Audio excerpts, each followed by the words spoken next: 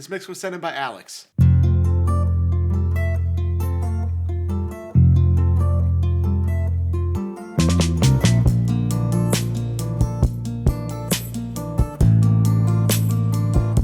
right, Alex, you specifically asked about the low end. There is way too much low end in this. Like it's really overwhelming in the low end. It sounds really, really boomy.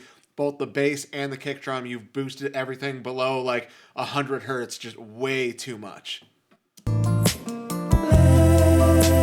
see how long this will. Also, that snare is really, really harsh. It sounds like the snare is mostly cutting through like at like 2 to 3K. It's just really piercing in a bad way.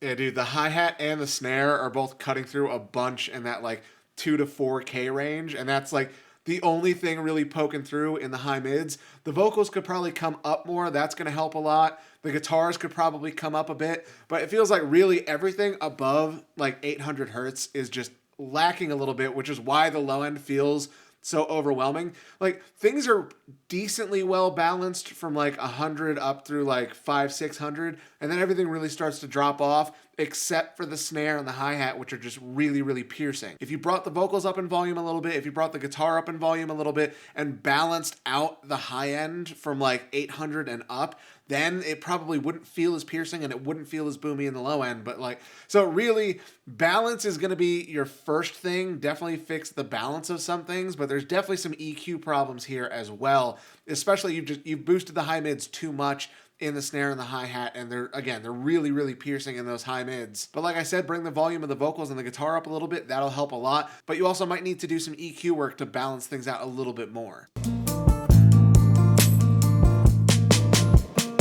That everything is catching up to me. I just wanted to thank you for everything that you've done.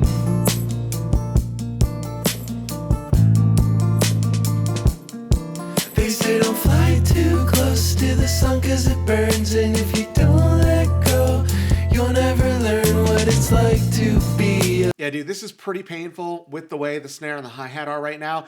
I usually like my drum kit to really cut through above 5K. Like I usually like a high shelf at 5K and up to make the drums cut through more. And I usually like to leave that upper mid range for the vocals to really cut through, and even the guitar to some extent, depending on the guitar tone you're going for. But really I like the upper mids to mostly be dominated by the vocals. And then the drums cut through really, really well above 5K, where a lot of other stuff doesn't live. Like you don't have a lot from the guitar and the bass above 5K, so that's a great spot to hear the drums cut through. But you've just boosted so much in the upper mids and the percussion that it's painful. This mix was sent in by Blake.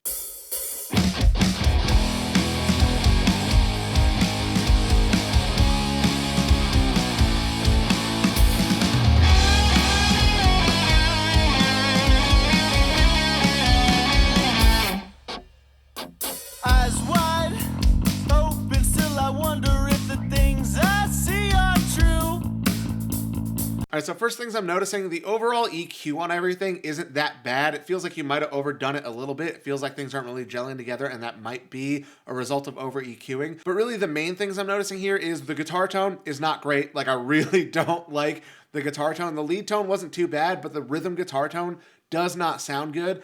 And then other than that, there's a lot of balance issues. Like the guitar needs to come up more, the bass needs to go down a little bit, the vocals need to come up more, the lead guitar needs to come down a little bit. Like there's a lot of balance things, and getting those right first will help. Again, the overall EQ of everything isn't too bad. You might have overdone it in a couple of spots. And if you put a lot of EQ on the rhythm guitar, that might be contributing to why I don't really like the guitar sound. But the biggest issues that I'm noticing here are just balance of everything. Like things got to be leveled out a little bit better. And then the rhythm guitar tone just is not good. You need to get a better rhythm tone. I know that the only words that matter are the ones that are said by you. We don't remember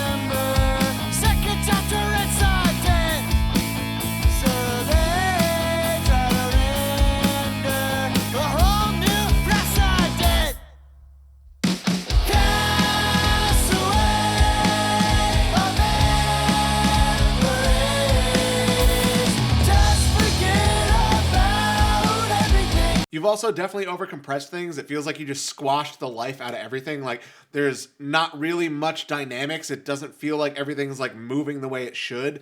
So that's probably part of what I'm hearing too. But like for sure, the biggest thing is a balance thing. You got to get the levels of everything right first.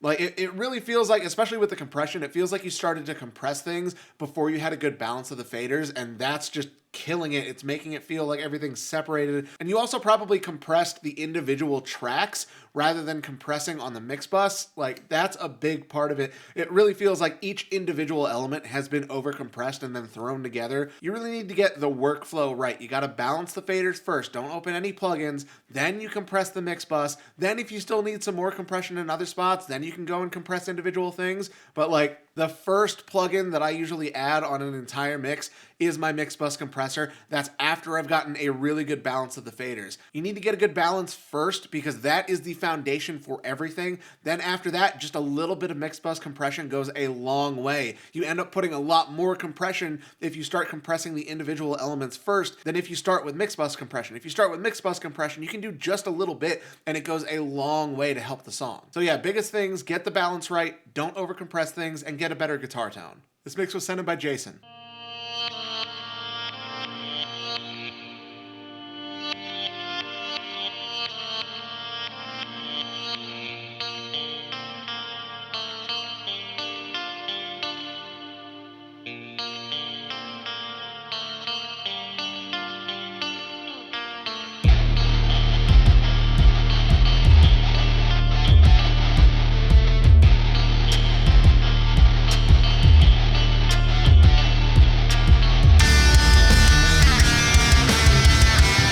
Okay, I was actually enjoying the intro, even though it was a little harsh in some spots. It was a cool sound, but then it went into whatever the fuck just happened, and it doesn't feel like it fits the song at all. First of all, the 808s are way too loud.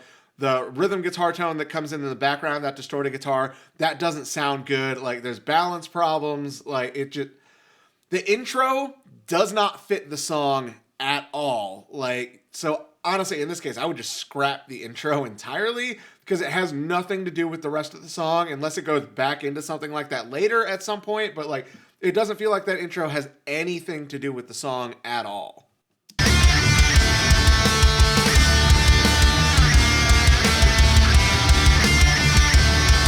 All right, your kick drum is also too loud. It feels like you just have a lot of boomy low end in general. Like all the low end elements, it feels like you have a little too loud. And then again, the guitar tone isn't great and your guitar is out of tune. Like, tune your fucking guitar, man. That's like the most basic thing for getting a good guitar sound is tuning the fucking guitar.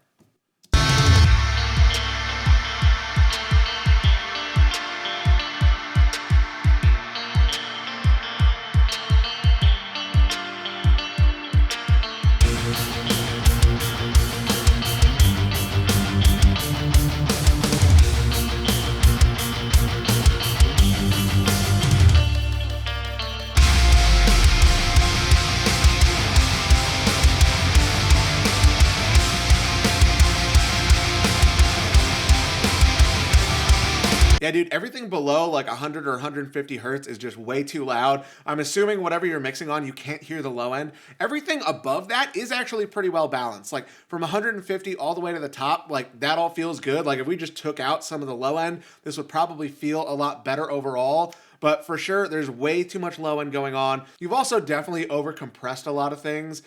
Part of that might be the amount of low end that is on this track. Like if you're using a mix bus compressor and you haven't rolled off the low end in the detector circuit, that amount of low end is triggering that compressor really, really hard and it's making it crush the entire mix. Like overcompression is a big one on this, but really the main problems are you have way too much low end across the track. The guitar tone needs to be a lot better. And also, again, dude, the intro had nothing to do with the rest of the song. Like it was not a cohesive transition at all. It's really like you just slapped something on there because you felt you needed an intro. You probably would have been better off just starting the song where those 808s came in because the intro had nothing to do with anything else. This mix was sent in by George.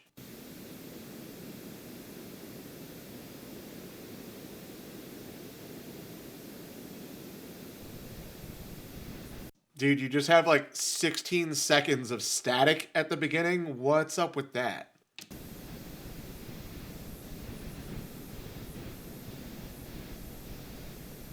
Yeah, it's literally just 16 seconds of static.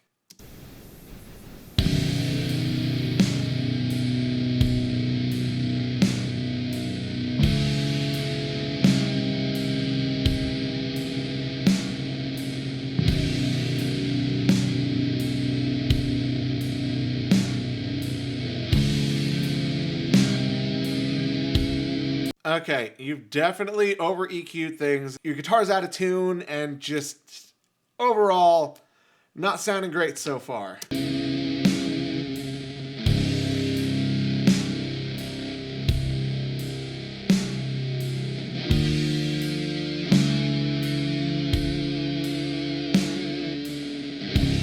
Yeah, dude, you have a massive, massive dip at 1K. Like, you have definitely over processed this. The source tones don't sound great to begin with. The drum part is terrible. But, like, the biggest problem is you've just over processed everything.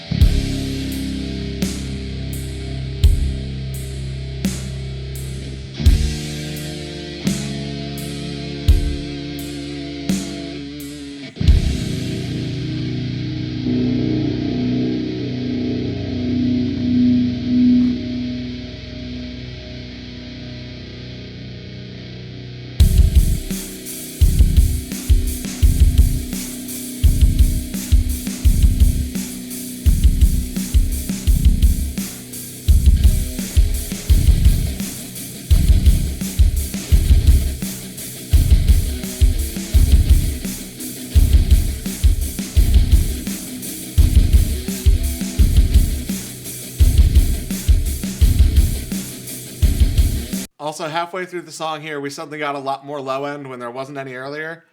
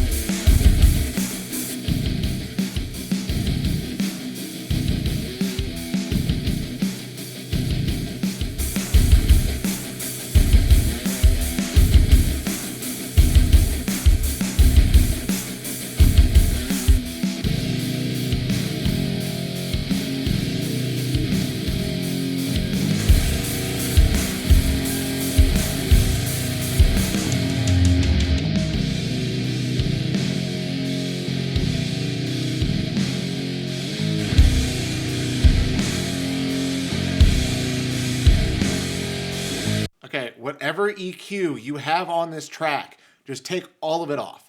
Like, it's instantly going to be so much better if you take off all of the EQ. Get a balance of the faders first. Don't open any fucking plugins until you have a balance of the faders. Okay, that's the biggest thing. Also, please hire a drummer to write your drum parts, because not a great drum part.